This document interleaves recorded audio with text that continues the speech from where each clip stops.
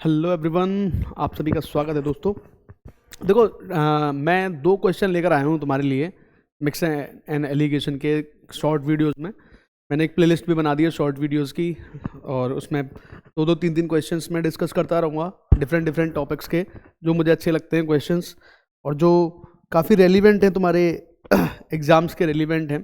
ठीक है, तो आज दो क्वेश्चंस मैं लेकर आया हूँ, बहुत ही इंटरेस्टिंग क्वेश्चंस हैं और तुम्हारे एग्जाम पॉइंट ऑफ व्यू से इट इज़ वेरी इंपॉर्टेंट। समझना भी है ध्यान से, और लैंग्वेज को समझना है तुम लोगों को ध्यान से। एक वेजल है जिसमें 120 ml सॉल्यूशन है मिल्क और वाटर का। किस रेशो में है ये? ए और बी के रेशो में है। When Z ml solution is removed, ratio of milk and water becomes 3:1। Then Z plus 60 ml water added to the solution, then amount of water in vessel becomes twice of the milk. Find the value of Z। बहुत ही आसान question है, थोड़ा सा अगर तुम कुछ points पे ध्यान दोगे तो। अगर कोई भी मिक्सचर है, मान लो कोई मिक्सचर है, यहाँ पर मिल्क और वाटर लिया है और मिल्क और वाटर का रेशो A और B लिया है, और इसमें से कुछ मान लो मैंने माइनस कर दिया Z ml। ठीक है, Z ml मैंने माइनस कर भी दिया यहाँ से, तो क्या इस रेशो पे कोई फ़र्क पड़ जाएगा? नहीं पड़ेगा ना। इसका मतलब रेशो कितना रहेगा? 3:1 ही रहेगा कि नहीं रहेगा? ठीक है, तो 3:1 का रेशो था, इसमें Z plus 60 ml हमने मिला दिया है। अब जो सॉल्यूशन था पहले, वो सॉल्यूशन कितना था? 120 ml का सॉल्यूशन था, वो जो स्टार्टिंग में सॉल्यूशन था। ठीक है, उसमें से हमने Z ml निकाल दिया, उसमें से हमने Z ml निकाल दिया, और इस प्रकार ये रेशो कितना हो जाता है? 3:1 का हो जाता है। ठीक है, फिर उसके बाद में Z plus 60 ml हमने इसके अंदर ऐड कर दिया भाई। ठीक है, तो वो दुगना हो जाता है, तो हमें सॉल्व करना पड़ेगा। तो सबसे पहले ये देखो कितने कितने हैं ये, तो हम देखेंगे सबसे पहले कि 120 ml में 3 और 1 का रेशो रहेगा, यानी कि 90 और 30। यानी कि मिल्क और वाटर की अगर मैं बात करूं तो 90 और 30 रहेंगे। ठीक है, अगर मान लो यहाँ से Z ml में निकाल भी दूं तो Z दोनों में से जाएगा निकल के, Z का हिस्सा।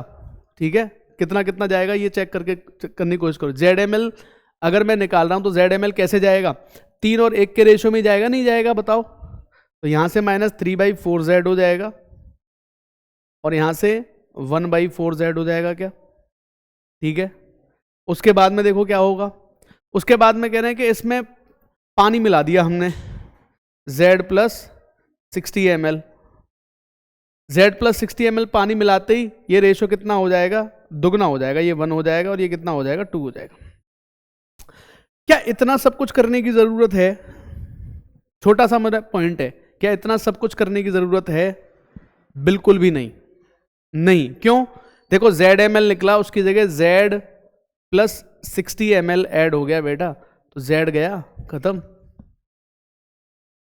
इसका मतलब अब जो ये मिक्सचर है, पहले कितना था? 120 था, उसमें 60 प्लस कर लो, यानी कि अब ये जो है 180 है।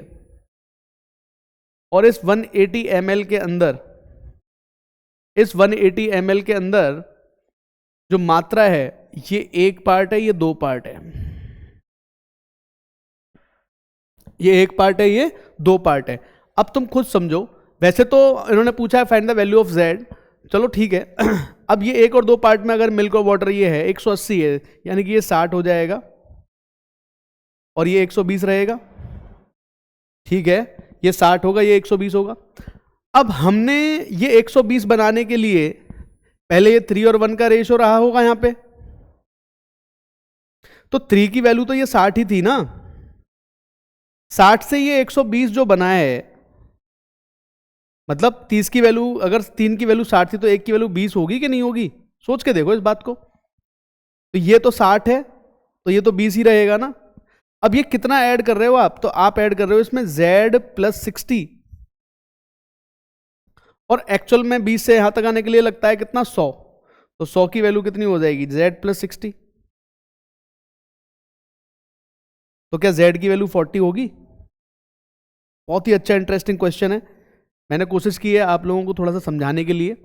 ठीक है, ये कैसे बना है, किस तरीके से बना है, बस ये मुझे यहाँ पर चेक करना था। बाकी इतना सब कुछ करने की कोई ज़रूरत नहीं है। बाकी आज से भी आंसर जाएगा अगर आप इसको रखोगे 90 माइनस 3/4z, और इधर इसको आप कर दोगे 30 minus 1/4z plus z plus 60, तो ये रेशो जो बनेगा 1 और 2 का बन जाएगा। तो यहाँ से भी z की वैल्यू तुम निकाल सकते हो, यहाँ से z की वैल्यू आराम से निकल के आ जाएगी। ठीक है, तो मेंस पर्सपेक्टिव से अगर देखा जाए तो अच्छा क्वेश्चन है। ठीक है, थोड़ा सा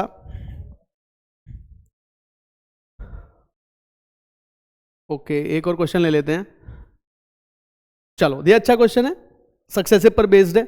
एक ये क्वेश्चन और मैं ले लेता हूं। देखो ये क्या कह रहा है, एक वेसल है जिसके अंदर मिल्क और वाटर का मिक्सचर है।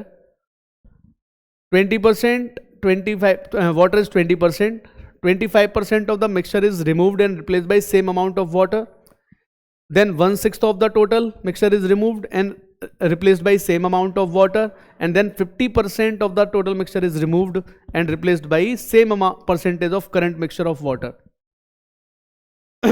तो now find milk is how much % less than that of water. तो हमेशा याद रखो, जो चीज़ कम होती जा रही होती है ना, उसी को कैलकुलेट किया जाता है। जैसे अगर मान लो मैं ये देखूं कि 20% है यहाँ पे, तो मिल्क कितना होगा,